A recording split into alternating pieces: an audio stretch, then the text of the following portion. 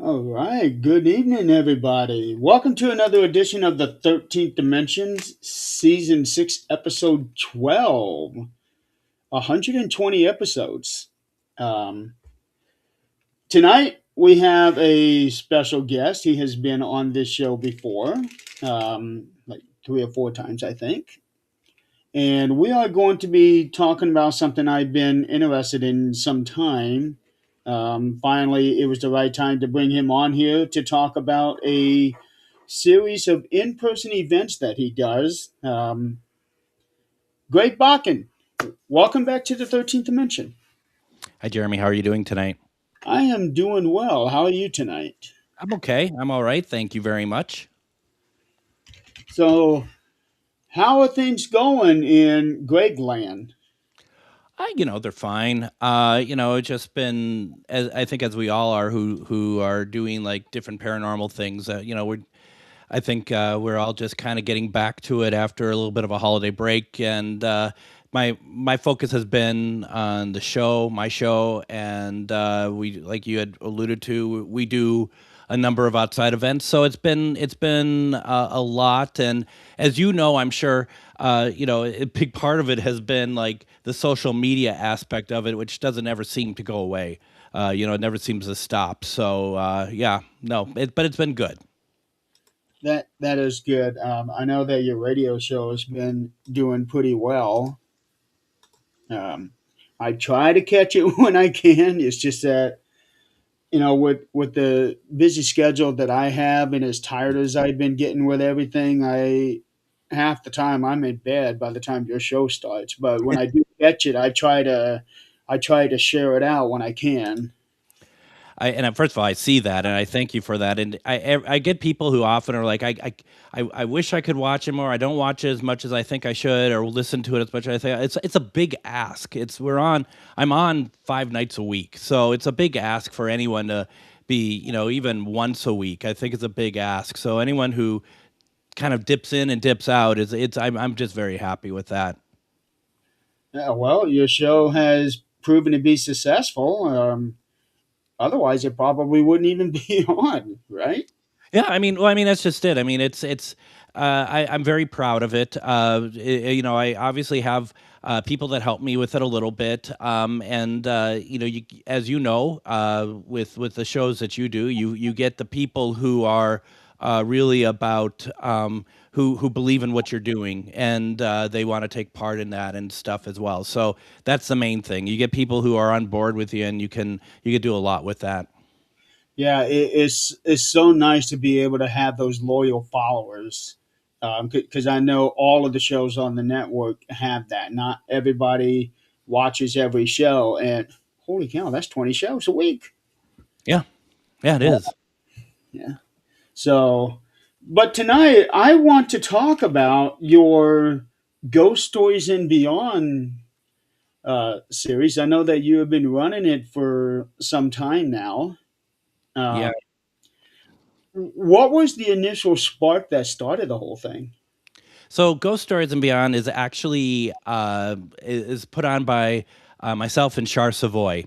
And Char has been a very good friend and gifted medium, gifted paranormal investigator. She's been doing it for many, many, many years, and and it actually all starts with her. Ghost Stories starts with her because she was doing it with a previous team that she was a part of in Anoka, Minnesota, and that had gone away for a number of years doing that. But it was pretty popular when they did it. And she one day was just like, because we were doing classes together, and she is just like, we're sitting outside of Billy's where Ghost Stories takes place, and we're having some drinks, and she's just like, "Would you be interested if we started this up?" Based on what she had originally done, and I'm like, yeah, sounds great. And we changed it a little bit, so it wasn't a direct copy of what she had done previously, and that's why we called it Ghost Stories and Beyond, because I don't think her. the ones that she had done with her team brought in as many like special guests and stuff, and we've been doing that more and more, bringing people in and having, and then when we don't have people come in to talk about some subject, or we have a specialized subject, then we might also do like, you share your stories or whatever. But even last week, when this past Wednesday, actually on the 4th, we did pets in the afterlife. So even if it's a topic that we have, people could still share their ghost stories, but we're trying to keep those ghost stories kind of on topic as well. I know sometimes that's not always the easiest thing to do. That's No. like the hardest job for any host to do. It is. I mean, and the thing is too. I remember we did one ghost stories, and this is going to be our 4th year of doing ghost stories and beyond. And we did one, and I can't remember exactly what it was about, but I both Shar and I thought it was really good. It was really great interaction, got people to really think about stuff and whatever. And then I got a text from somebody afterwards saying, you took the conversation in a way, because I wanted to bring up something and my stuff wouldn't have worked in the conversation, and I don't remember if she was joking about it or upset, but it was like kind of like, yeah, you can't keep everyone happy, and it's hard to keep people on topic because people do want to share their stories. People want to people want to I think, Jeremy, there's a couple things they want to do. They either want to share their story, or they want to one up your story, or they want to, they want to show that they're, validate that they get the same sort of interactions that the person talking does. I think that's a huge part of it for a lot of people, that they, and not everybody, don't get me wrong, but I think a lot of people want to kind of be like, that sounds cool what you're getting, but I get it too. I get it too. And so, you know, and that's kind of what Ghost Stories is about. Shar and I will tell our stories, but we'll tell our stories if no one else has one. It's not about us sharing our stories per se. It's more about let's have a subject, let's talk about it. We want to hear what you have to say, but if you don't have anything, then we're going to have to talk, and we can talk quite a bit. We have a lot of experiences, so Yeah. share it now, or else you're going to hear us for the rest of the night. So, just real quick, how is Shaw doing? Shar is good. Shar has been very busy with working on the Maria Shah events that are about 3-4 times a year. The next one is coming up on February 21st at the Bloomington Airport Hotel. And the thing about that is that, she's working on these events. We're working on some other events that we're going to do this year that is going to be pretty cool, at some pretty cool locations, and we're really excited about it. But obviously, we're still working out details. But we're hoping to get start sharing some information with people. We do this monthly paranormal investigation the second Thursday of every month. So our next one is going to be next Thursday, the 12th, where we're going to have this live public paranormal investigation that people can come out to at a haunted location in Anoka. And then on top of all that, we do a class, a 6 weeks class on paranormal investigation. And then on top of that, she has all of her stuff that she has going on, and if you go to the events page on her website, charvinity.com, you're gonna be like, where do you sleep? What at what time in this day do you sleep, based on everything you have going on? So she's keeping very busy with a lot of really good, and they're not just like throwaway classes. These are really insightful things that are meant to really help people, and that's really exciting. I love being a part, even tangentially, about with somebody who really thinks and then creates curriculum based on what people need. So that's really fun to see. And there's a link to Shaw's website if Great. anybody wants to go to it and check out those things, upcoming events and classes. Uh, Yeah. I think they're almost all online, if I'm not mistaken. I will say so when you go check out her calendar. But yeah, no, it's very impressive what she's able to do. yeah, I see a whole bunch of stuff on here. Right? You're like, and Wow. And I get it. Some of us, we are so incredibly busy where it's like we don't have time to sleep. So I No, get that. no, Um, no. I, and I'm pretty sure that's the same for you. Oh yeah. No, it is, and the thing is, you and I, we love the paranormal. It's our lives, but we also have these other things that are very important to us. I know wrestling and bowling is important to you. British television important to me, and Mhm. so for myself, I have a whole sideline of videos and stuff I make for British television, and that takes up a lot of time. And the paranormal, and I'm not complaining when I say this either, but paranormal takes up a lot of time as well. So you're right. It's like where do we fit in, where do we fit in sleep and Right. a public life or whatever, or just a free time, whatever. And I mean, obviously, I don't have any trouble finding time to eat, but everything else though is, it's just kind of a lot of stuff has taken the back burner over the last couple years for me, and that's fine. I'm enjoying it. I love this. Well, speaking of British television, I still look back on the last time you were on the show when we were talking about Doctor Who. I still look at that as one of probably my top 10 episodes I've done in this whole the entirety of 13th Dimension.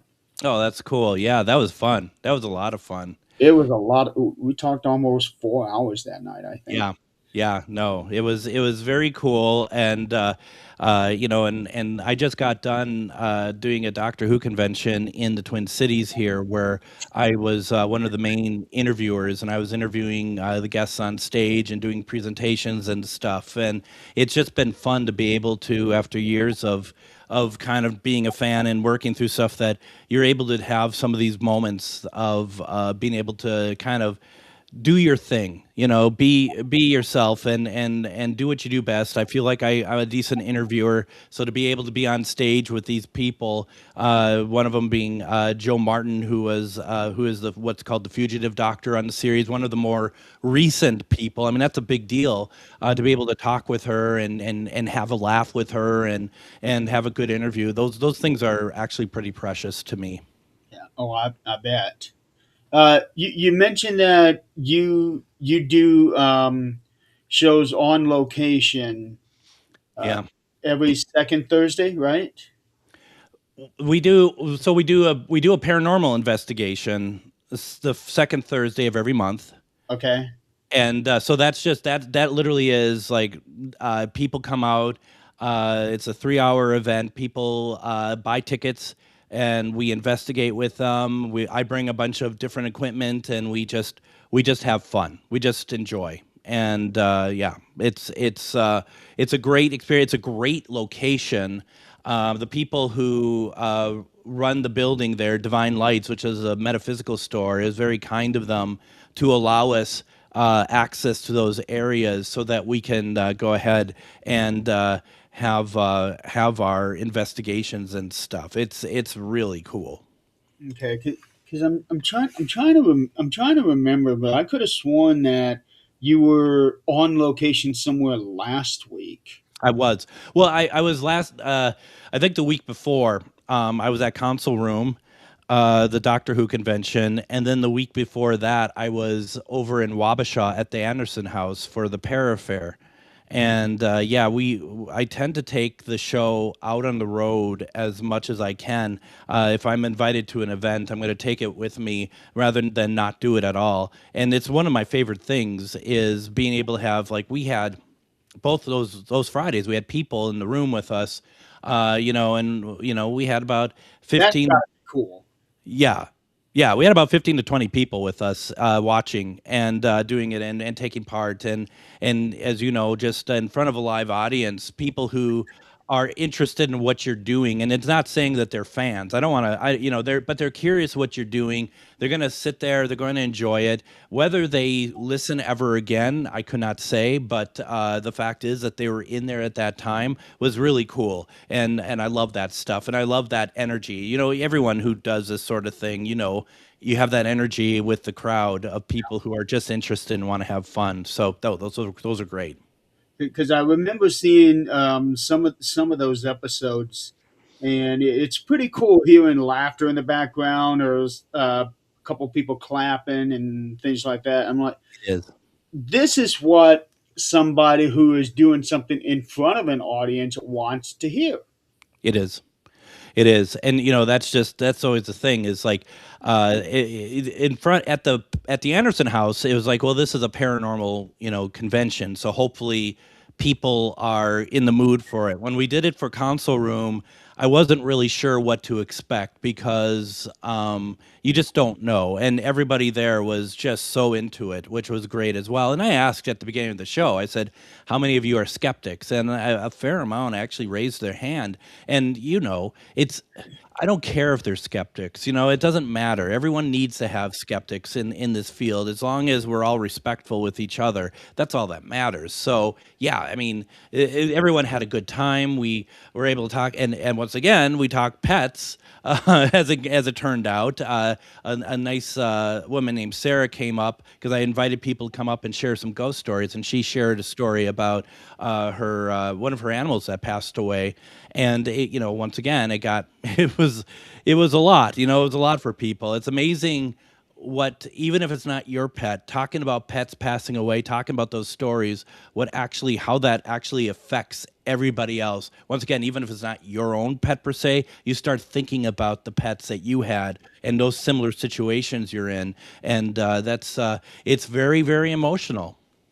Oh, I agree. I have only had three dogs in my life, um, but I have always had to give them away because of moving or whatever. So I am one of those few that has never had a pet die on me. Sure.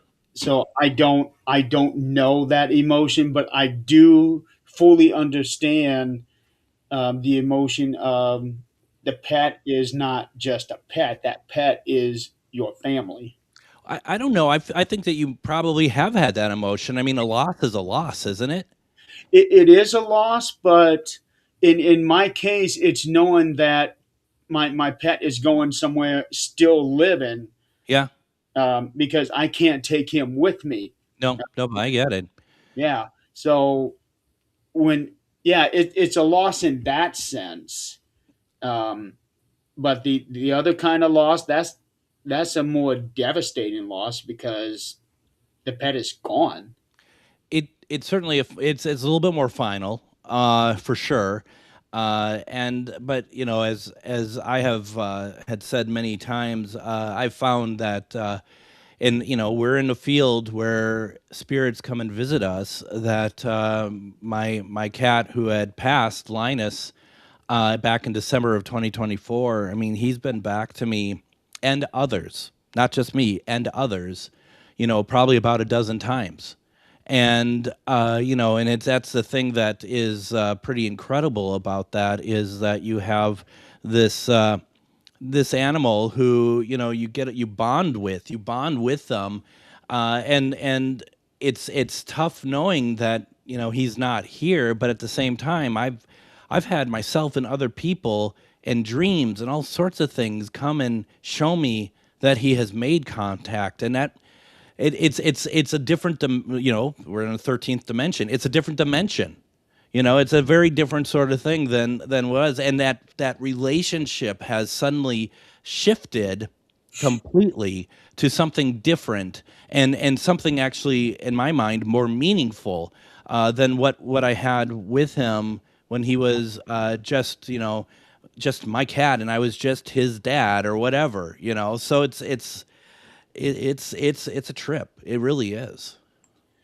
I can't believe it's been that long now since Linus has passed. Yeah, yeah. To me, it feels like it's only been just a couple of months. It's yeah, I mean, it's incredible, and I just and I think about him often. I really do, and I have this amazing, wonderful cat that I believe that Linus has put in my direction. That's how I have it, and uh, but yeah, I think about him often. And today I just did a interview with I for my show. I pre-recorded my Monday show with Deborah Blake, who wrote a book called The Little Book of Cat Magic. And during it, I show her a picture of Linus, and her reaction to him actually made me almost lose it because she was so she just loved him the moment that she saw him, and she just saw his beauty and whatnot, and it was just like, yeah, he's something. He was something special, and it was nice to be reminded, even though I knew this. It was nice to be reminded when someone saw him to be like, wow, what an incredible looking cat. Just a beautiful rag doll. So yeah, but it goes by time goes by quickly, doesn't it, Jeremy? Really It, fast. yeah, it really does. It still feels like it. Um, it feels like yesterday that we were just going into 2025, and here we Yeah. are already in February of 26. It was a conversation that I was having with somebody not too long ago. Is that the older we get, the faster time seems to go by. Yeah. Yeah, probably. Yeah, Probably. I because think when I was a kid, it was like it took so long to get to something, yeah. and now it's here already. Yeah, I had this. I remember in one of my videos for that I did for Doctor Who, one of my Doctor Who video releases, that I talked about when something happened on PBS, and then when we got new episodes of something else, it felt like it was forever between the two, but in fact, it was really about a year and a half. It was like, oh wow, this is incredible. It's like back then, you're right. It's everything seemed like a decade between each, and now 6 years seem like 4 months ago. It's crazy. Yeah, yeah. The pandemic was just 6 years ago already. Yeah, yeah. No, it seems like three, maybe, right? Not even that for me. Yeah, pretty quick, huh?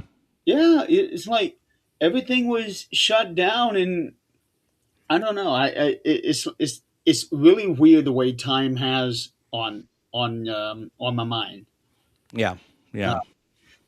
but with Linus, I know you had Linus for a long time. How old was he? I think he was 15. When I got him, he was 8, and I had him for 7 years. So I mean, they thought he was 8 when I got him from his previous owner, Amy, and she when I was talking, she was somebody who we were going to date. It turned out that that wasn't going to be the what we actually thought for each other, and but we remained friends. We remained friends to this day, and she's gone on to get married to this wonderful guy who actually has been on my show a few times. And but when we were talking about it and she offered me Linus, she's like, I think he's like 4 years old, talking about not knowing time. And she pulled out his paperwork because she kept all of his paperwork and stuff. And she's like, oh, he's 8. And I'm like, that's not quite 4 years old. But, it is what it is. I mean, my current pet cat, Puff, she's 12. I got her when she was 12. I just got her back in May, so she's either 13 or going to be 13 here pretty soon. And it becomes down to not how old they are, but the love that they need, I think. And Puff in particular needed the love. And I guess at the end of the day, so did I. And I think that's why Linus put her in front of me because she's the most affectionate cat I've ever had. And I think there's lessons that can be learned from that. And I think that was the lesson is to understand and love better. I think love yourself better. I think there is a lesson actually to be learned. Pets are really good at that. Yeah. Yeah, pets are really good. I still very fondly remember all the conversations that we had where Linus is trying to trip you on the stairs and all of that. He made guest appearances on some of your shows. Yes. Yeah, I think Well, I speak for everybody when I say that your cat was very beloved. He was, and that was always the thing that I loved about it, because back when I was doing the Spirit Box live sessions on Facebook, and I did them on Things, and I did them on some other networks as well. Linus was always a part of it. Linus was always on screen for it. He was for at least part of it. People would be much happier to see Linus on screen than they were to see me, and and it is what it is. I mean, he's a cute little kitten, and that was the thing, is that people did love him, and that was nice. It felt good to have this cute little animal that everyone was so happy to see. My favorite when we tried to reach out to Lizzie Borden, and she was a big animal lover, and I'm holding Linus. And Brad Webb actually cut this from the video and sent it to me. How I'm holding Linus and have Spirit Box going, and Lizbeth is what she went by, and like, Lizbeth, this is Linus, and suddenly Linus just does this, and it's like someone was trying to pet his head, and he didn't want it. And I mean, there's no reason for him to do that. He never does that. I held him that direction, that way, many times, and he does that.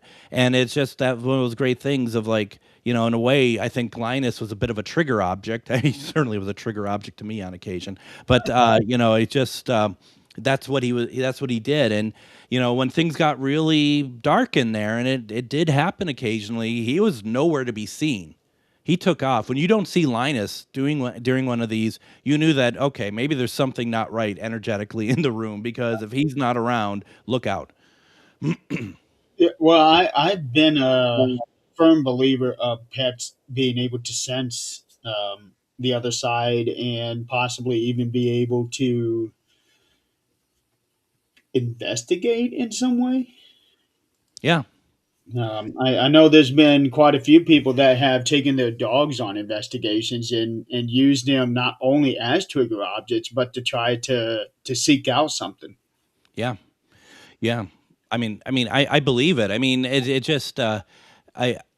For myself, I'm very protective of the cats, and that's not because they're not able to handle. I'm just such a worrywart about stuff Yeah. that I always thought, I'm always worried for what could happen to them. That's why it just kind of, like, Linus never left the house. He was an indoor cat, and he went outside maybe 3 times in the years I had him, and he seemed fine with it.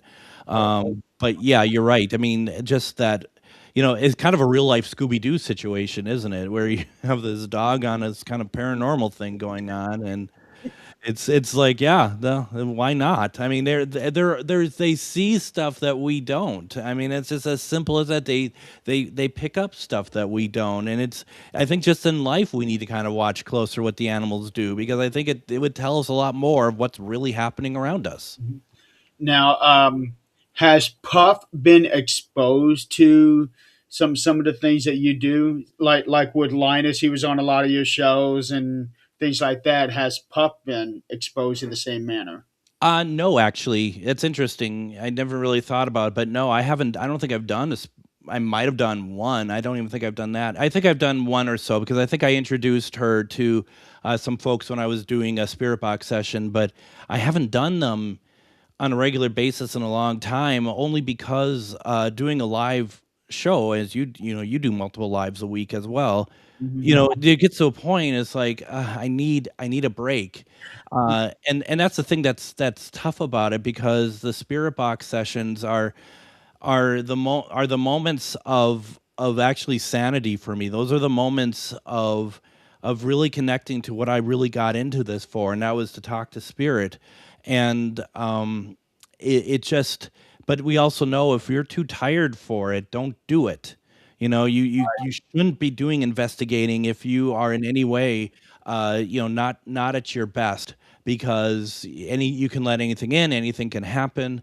So I've been really trying to figure out a way to make it work. Whether, maybe I would love to be able to at least do once every other week or something. And if I did, then I'd bring Puff in on it. The thing is, too, is, like, back when I was doing the Spirit Box sessions at home, this house was haunted. This house really was like there are spirits often in here. They'd linger, they would move stuff around, they would take part, nothing bad ever. But over Could that be because you sort of invited them in through the spirit box? 100%. I think that's exactly what it was because I think that the house was being kind of positioned as that, and they'd hang around a little bit and move on. And since we were doing it, sometimes I was doing it twice a week. That it'd just be a steady stream of them. Then once I stopped, it's kind of like it just they kind of just moved on. They didn't need to stay here for any reason. They were only staying here while kind of moving through and stuff. I believe. So now the house is pretty calm. It's been calm. The only spirit that we get occasionally now is Linus, which more than welcome, of course. And it's been an honor for him to join in, and he comes in the dreams occasionally and stuff like that. So it's been, I'm fine with him being the only one. Quite frankly, I'm more than happy with that. Yeah. Well, when you talk about doing multiple, I only do 2 or 3 a week, and that's just talking. When you were doing your shows, you had that thing right in front of you, and I would not be able to handle that. Well, because I've talked to you about that before. Why I don't participate in those during actual investigations, but I can't imagine doing that multiple times a week because that would just bug the hell out of me. Well, I mean, I guess with everything we get used to things, and I never will. I will never think less of someone who cannot handle listening to the white noise of an SB7 because I get it. I totally get it. Yeah. But doing it myself for so long, it's like there's reasons why I prefer that over one that you don't get white noise. It's just how we all are kind of programmed a little bit differently. The thing about the SB7 that I noticed through going like doing a Facebook Live or whatnot is that the Facebook. I mean, it almost the Facebook Live mechanism almost like a Faraday effect on it, where you couldn't hear the white noise. I don't think nearly as much as I'm hearing it live, and that's important to say because I listen back to the recordings that I make at the time with my digital recorder and what we recorded through Facebook, and the responses will sound the same, but the white noise in between does not. And so it's not as bad as it could be. I know it's still pretty annoying for some, but I mean, being in person, I think that's where it gets for some just outrageous, and they don't want to do it. Yeah, for me, it's like I am very sensitive to certain tones and pitches, Yeah. and that hits on one of those for me. Yep. Yeah, so that's why I stay. I still watch those shows a lot, but I just had the volume down when you had it up because I remember you had some great results on a lot of those shows.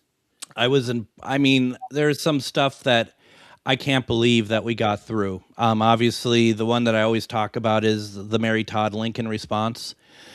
And that was I still play that at events and stuff that I do talks at, and people are just like, "What on earth?" And but then just getting through people's loved ones, and this is the thing that I do miss about it is getting through somebody who I don't know what their husband who passed away sounds like, but suddenly they'll just hear a voice and maybe even a small sentence or something, and they'll just be like, "That's him." And it's like, if you say so, and I think that's the greatest validation of all. It's not me saying he came through, you heard him, right? It's me being like, you're gonna have to tell me. I have no idea what John sounds like, and you get that. You get people who are just think it's fantastic. And then there was one, and I can't remember her name. It's a long French name that someone asked me to reach out to, and I'm just like, good luck with this. I'm thinking in the back of my mind. And I'm like, can you tell me your name, please? And that name came through. And it's like, sorry, that's not radio. That name is not on radio. The name's never been on radio, I'm pretty sure, in Minnesota. So that was incredible. And it's stuff like that that it energizes me, and it makes me so happy to be able to be a small part in that reconnection between two people who love each other but cannot communicate with each other, at least at the moment, that I can be like some kind of connection to that. Because I remember on two occasions you tried to reach out to a distant cousin of mine that was a World War One hero. That's right. Yes. For whatever reason, it wasn't working out. Um, but And I do know that on this, you can never be 100%. you can't. And I actually feel like that, not that this helps for people who are trying to get, to their loved ones, but I think that shows, kind of the realism of it. That I think if we got everybody coming through, I don't think that that's believable at all. I mean, if I was just a general watcher of that sort of thing, and they were picking up something, or even worse, you couldn't hear what they're saying, and the person who's running the box being like, "Oh yeah, you're here. Oh yeah, I can hear. Oh, can't you hear what they're saying to me?" Stuff like that. I think that's suspect. But so to be able, and that's the thing, is like, if you can't hear what they're saying, then it's, I don't think it's worth, celebrating about, basically. And do I think that people listening, asking for a loved one to come through, do I think that they sometimes they might have an over imaginative idea of what they're hearing, and it might not be anything, and they think it's their loved one? Yeah, I do. I think that that is always on the cards. But the thing is, it's, if it brings them happiness, what business is it of mine then? At that point, that belongs to them. And I also wonder, because it's ITC, intertransmental communication, I do wonder if what I hear in my end might not sound like it, but the loved one who is that message is for, once it gets to them, it's a different message. It actually transposes itself into what they were meant to hear. I'm not saying that that's 100% what it is, but I wonder if there's any possibility that that could be the case at all. So I think that there's a lot to be thought about when it comes to stuff like that. I suppose that would be possible. Yeah. Because I have learned a long time ago that absolutely nothing is impossible. Yeah. Yeah, I mean, I agree, and I just feel like that, that, and I'm not saying that that's what happens every single time. It's like it's a theory. It's all it is. It's a theory, because I do get, there is times that I'll hear what comes out of the spirit box, and someone says that's him, and I didn't hear anything that to me sounded like anything at all. And what I'm not going to do, and people could be like, well, that's crap, or they agree with me, or whatever. I'm not going to be like, after they said, oh my gosh, he came through, I'm not going to be like, oh, that was just that was nothing, that was just a burst of static, you didn't hear anything. Now, that'd be pretty cruel, actually. Though there are some that people, and bless them, because you could really tell in these, Jeremy, that people are so hungry to hear from their loved ones, and it's actually kind of sad sometimes, because you'll hear stuff coming through the box, and you'll get people in the comments saying, "Oh my gosh, that's for me. They said my name. They said this." And I do say occasionally, if it's the kind of repeat offenders, I'm going to be like, no, they didn't say your name, because it's always, there's always that sector who want it so bad that they are, I do not believe they're hearing it, and they're kind of, they're kind of like, I guess, positioned to only think anything coming through is for them. And that's fine, but it also kind of takes everything else off track, what I'm trying to do. Because if I'm working with somebody who asked for their, uncle, Frank, to come through, and I'm getting some responses, and someone else who's not even part of it saying, "Oh, that's for me," it's that doesn't match up. And I mean, is it possible? Yes, but I don't think so, because these are the people every single time doing that. Like, everything that comes through is for them. So that's something I have to kind of watch out for as well. I remember a couple of occasions where you kind of had to. to call out certain people on the show. Yeah, yeah. It gets to the point that it's just like, and some people forget that this is, none of us here. You're not getting paid tonight for this, to do these shows every week. I mean, maybe you are to some extent. I don't know, but you're probably not, getting a ton. When I'm doing the spirit box stuff, I'm not getting any money, and people forget that. People forget that we're giving our time, because we want to do this, and you get people who can be pushy about it as well. And People get a sense of entitlement after a yeah, while. they really do. They really do. And I just remember one who's still like watches some of my stuff occasionally. The first time I ever met this person, they came on to a live that I was running for a psychic medium I used to know, and they asked for a reading, and she gave him a reading. But that during the time she gave the reading, that person stepped away. They came back, and at the end of the show, they're just like, well, you couldn't even give me a reading, and they gave this psychic medium the riot act and stuff. And I remember the name, and I said, no, hold on, she did it like 20 minutes ago, and just because you weren't there to hear it doesn't mean that it didn't happen. And secondly, that even if she didn't read you, it doesn't mean she has to. There's literally 100 people coming through with requests for readings on these things. It's ridiculous, that. And this woman who made the big fuss, she kind of made a fool of herself, and She's she never singing a never little. really apologized. Yeah. Um, Back to Ghost Stories and Beyond. Has it always been held at Billy's Bar? It's been always held at Billy's Bar, even back when Shar was doing it without me, back early on originally. And what's great about Billy's is, first of all, it's haunted. It's a well-known haunted place. It's actually, it was an old hotel, and so the main level and the basement. There's a little room in the basement. That's where we do our ghost stories um, every first Wednesday. What's also really interesting about it too is, like, we've had occasional paranormal activity when we're retelling the stories there as well, which is, I was like, okay, well, that's how it should be. And I would love to do an investigation of the whole place, but the upper floors are in quite disarray. And they don't allow public up there. I've been up there once. Shar had the opportunity, or she had the pleasure, I should say, of investigating this place, which they had an incredible experience there. But yeah, I mean, Anoka itself, the small town of Anoka, part of the Twin Cities, it's called the Halloween capital of the world. So every place around here is just, it's old, it's beautiful. Old, we're talking 1860s to 1880s, and it's such a wonderful place, good energy. And so yeah, we've always done it there.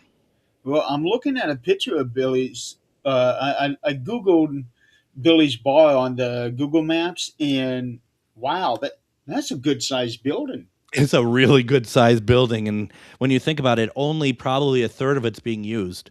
Um, and then, but it's, they have a restaurant, they have a bar, and we do a pretty good job of filling up the basement when we do ghost stories. Once in a while, it's a little under, and especially summer months can be a little underwhelming, but that's to be expected. We are considering doing other locations as well, just so that we could spread out a little bit, or trying different approaches to ghost stories, just to kind of give people something a little bit different as well. And we're thinking about that, but nothing has been figured out about that. But yeah, no, this is it's such a great place, and the people who bring down the drinks and the food, the waiters, waitresses, all that, servers, are just so wonderful, and they're all into it. And those poor people have to go down this staircase to get to us. I mean, it's just like backbreaking, but they do it, and they do it well, and they're very attentive.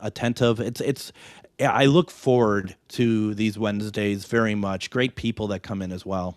Okay, I am going to put a link for Billy's Bar in the comments because we have Tina asking where it's at. It is in Anoka, Minnesota, which is just northwest of Minneapolis.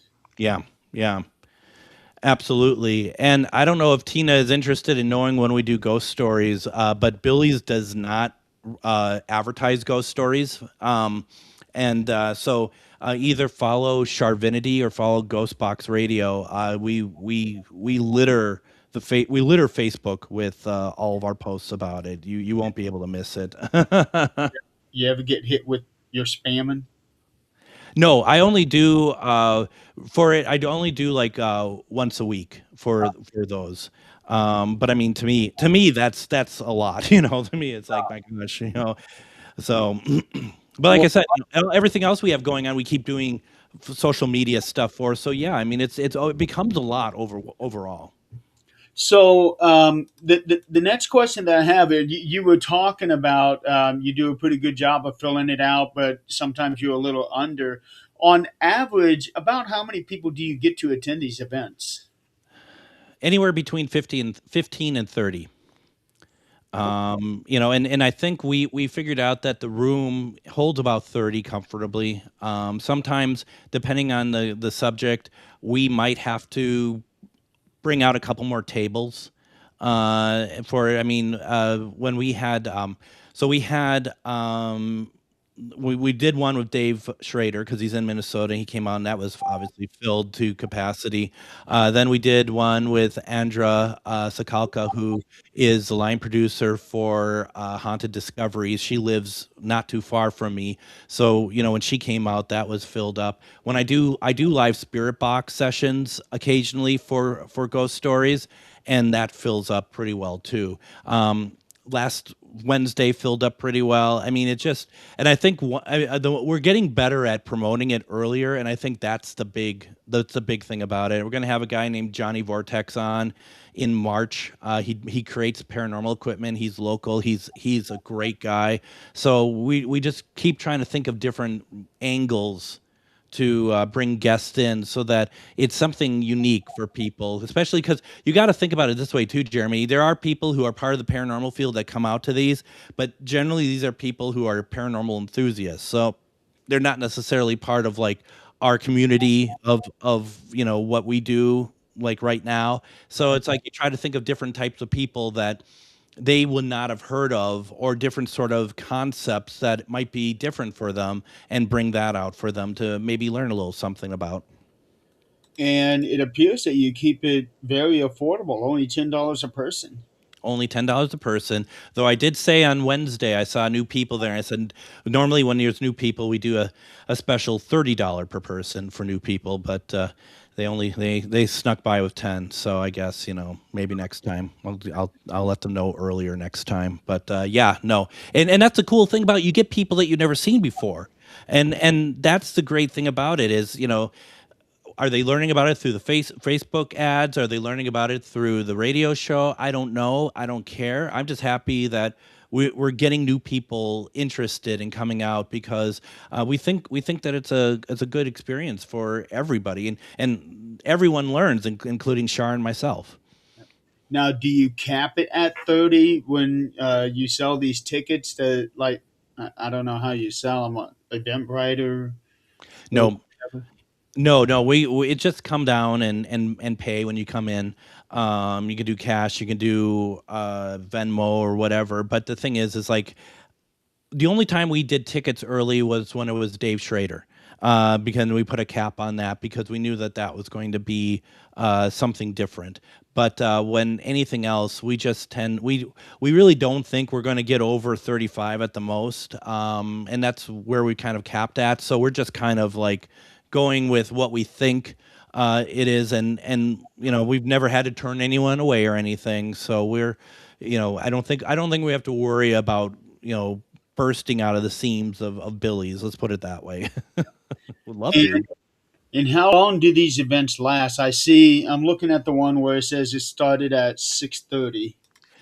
Oh, just about 6 hours. No, it's 2 hours. You know, and like it was just under 2 hours on Wednesday, but normally we try to get to about 8:30 or so. You know, and try to get questions in and stuff like that. And it's always nice if we can leave on a high note, like people are still wanting to talk about it, but we can kind of cut it off at 2 hours because there's a fatigue.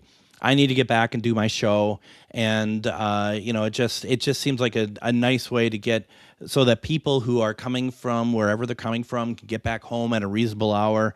It's a Wednesday night, and it just seems like a good, just the right chunk of time. And I also see on here where it says Parafriends Events. Um, is that a completely separate entity from Ghost Stories, or is it like a parent company sort of thing? Pair of Friends is the company that I started back in 2017 for Ghost Box events, and so we've been doing events around the Twin Cities and Minnesota for since then, all over different locations and stuff. So some years there's more, some years there's less. So it's kind of the event arm of Ghostbox, but it's also separate from like Charvinity, which is Char's thing, and we all kind of get together and we do our thing. So yeah, it's just been something because it's I want to keep that in people's conscious. If they see pair of friends, they know that it's going to be a good paranormal event. We've had some really good responses to what we've done. I mean, most of our events when we do it, especially at haunted hotels over weekends and stuff, we'll get about 65 to 70 people coming out for them, and that's it's a good amount. It's a good amount of people, and we try to give them a great time. I definitely like this. One of these months, I would like to come up just to check out the bar. I've always enjoyed um, going into haunted locations, just much older buildings. And you say that this one here used to be a hotel. Uh, Yeah. what else did it used to be? I am not 100% sure.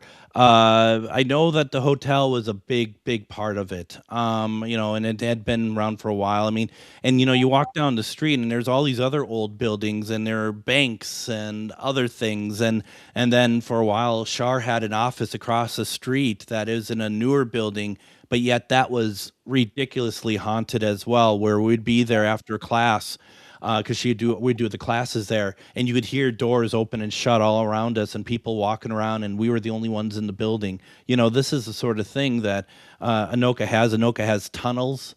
It's just this really rich sort of chemistry of all things paranormal, and they don't really do the paranormal aspect more than the Halloween aspect, but it's there, and we're hoping to be able to tap into a little bit more of that. That's why we're excited about Divine Lights, because doing the investigation there on the second Thursday, because there is no better place to do an investigation in Anoka, and it's been a lot of fun.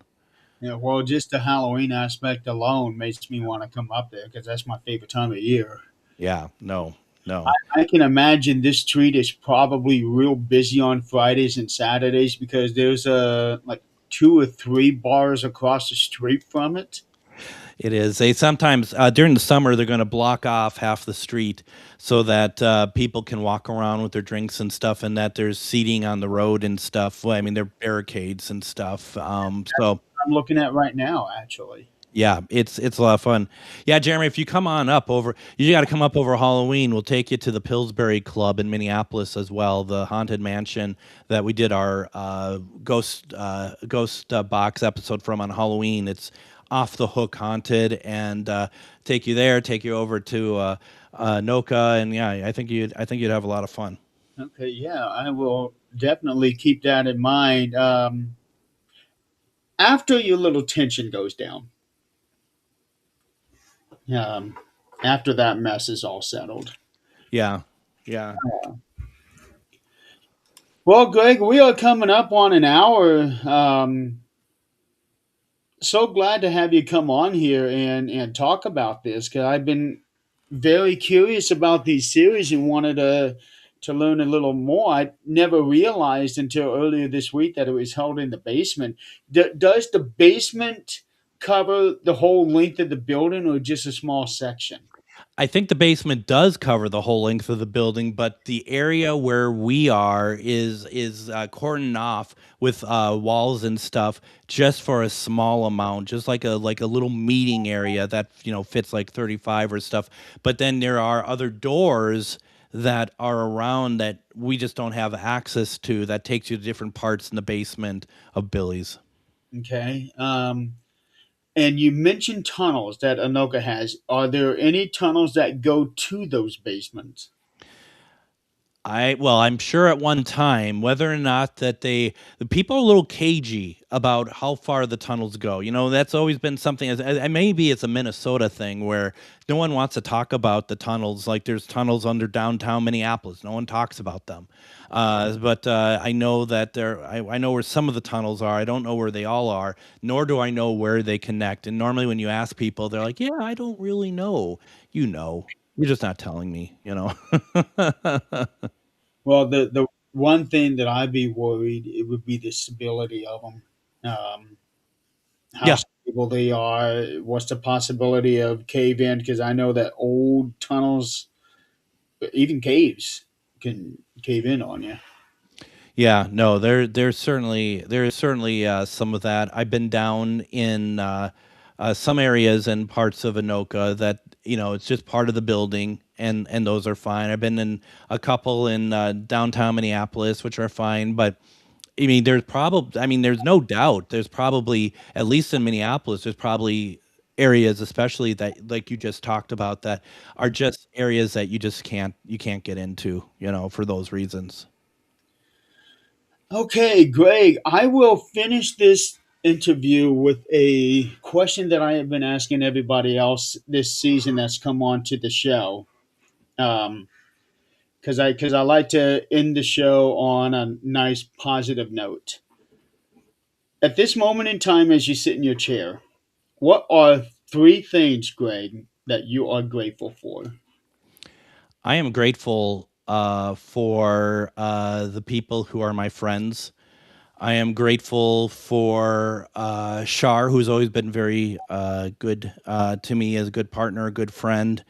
I am grateful for actually for AM 950, who my show is on, who has been nothing but supportive, and in times of even when they kind of were, I felt like they weren't treating me well, but in fact that they were, and they always stuck with me and always listen to at least give what I want a thought, and I'm very grateful for that.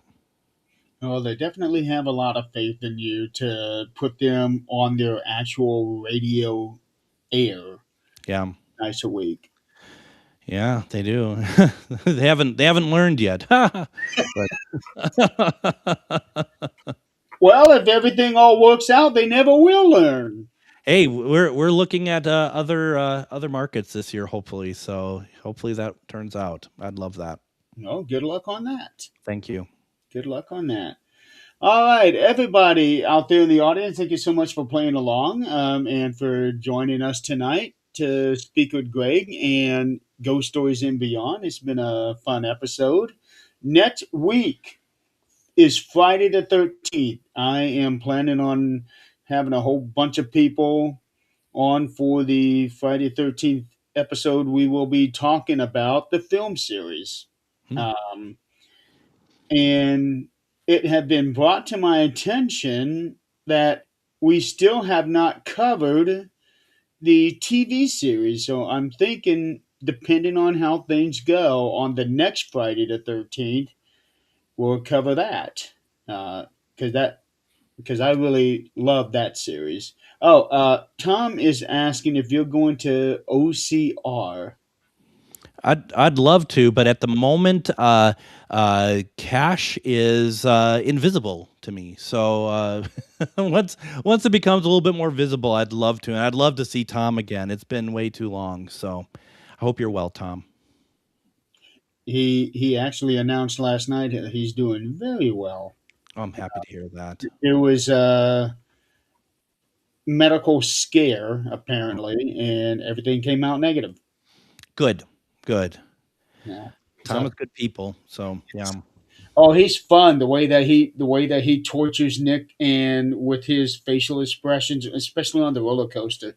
That's probably my favorite there because Nick is scared as all get out, and he's like, "Hey!" All right, great. Thank you so much for being on the show. Always great to have you on here, and definitely, I'll try not to make it 4 years before I get you back on here next time. No problem. All right, everybody. I know that we had just gotten a lot of snow again this week. So, for those of you that have been affected, be safe out there, stay warm, stay off the road whenever possible. Um, but until next week on Friday the 13th, we'll check in with you guys later. Have a good night and have a good weekend. See you later, Greg.